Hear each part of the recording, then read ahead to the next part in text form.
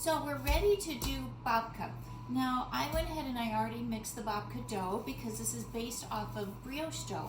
So I mixed it, it had its first fermentation, and then I put it in the cooler. So now it's at 60, right around 60 to 65 degrees. We know that's a perfect working temperature for viennoiserie. So let's go ahead and roll this out. Now, so babka is a classic Jewish pastry. It's very reminiscent again of challah, only this is going to be stuffed with some chocolate or some streusel. If you've ever watched Seinfeld, or Seinfeld reruns for you guys because you're much younger than me, babka was a whole episode that they would fight over babka.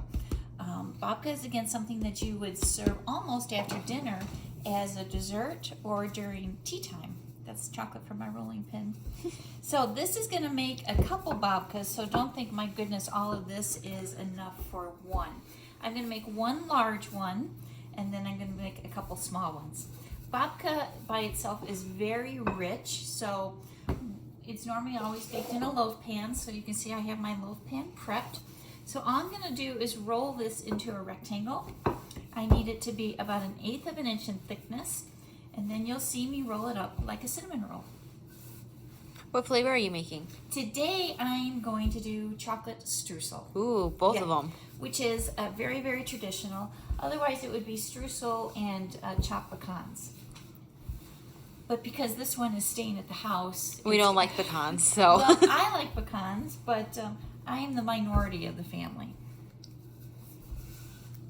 And remember, I always say you don't cook for yourself, you cook for everybody else. So guess this what? is a prime example. This is prime example. So Kelsey, what dough is babka based off of? Brioche dough. Brioche dough. What's one of your favorite pastries to eat? Brioche. Brioche, yes. Okay, so look, we're there. That looks pretty good, right? Yes. Okay, I'm pretty even. So what I want to do now is just spritz this or pastry brush it with a little water. You could use egg wash, but I have water ready to go. I'm going to put a little streusel down. This is the streusel that we made, and I just had it in the freezer. So not too much. And now I'm going to put down the babka filling. So we've already made this. So guys, this is like a chocolate streusel actually. It's cake flour, it's cocoa, it's butter, and then it has some chocolate chips in it. So I'm just going to sprinkle this down. Now this is where the flavor is coming from. So I'm going to put this almost over the entire rectangle. See, Kels, doesn't that look delicious? Yes. Because who likes chocolate? Me. You.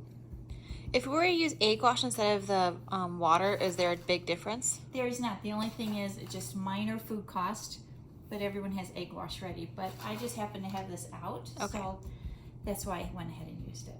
Okay, we're good. So we're going to roll this up like we did our cinnamon rolls. Remember, we want to get it as tight as possible. That way it won't unravel. And then I'm going to show you the traditional babka twist. Because babka really will always have a twist.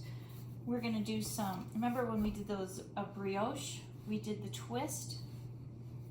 And so this is the same thing that's going to happen, only in a larger size. So here I go. Now I'm just going to compact it a little bit so it's even. I need to measure my pan. So there. I'm going to cut it right here. So to do my babka twist, all I'm going to do is take my knife and I'm going to cut it all the way through. Notice what I've done. I've left myself about 1 inch up at the top. So I'm going to take this, and now here comes my twist. All I do is just wrap these around because we want the filling to be visible. Okay, so I've got that. Now this, because I've already got, I'm going to cut this a tiny bit. And now see, I won't see that butt of the bread. So all I see now is the chocolate twist. So I'm just going to lift this into my bread pan, and I'm going to let this proof and bake. Okay, this will take probably 2 hours because the dough is quite cold. And so here are my little babkas.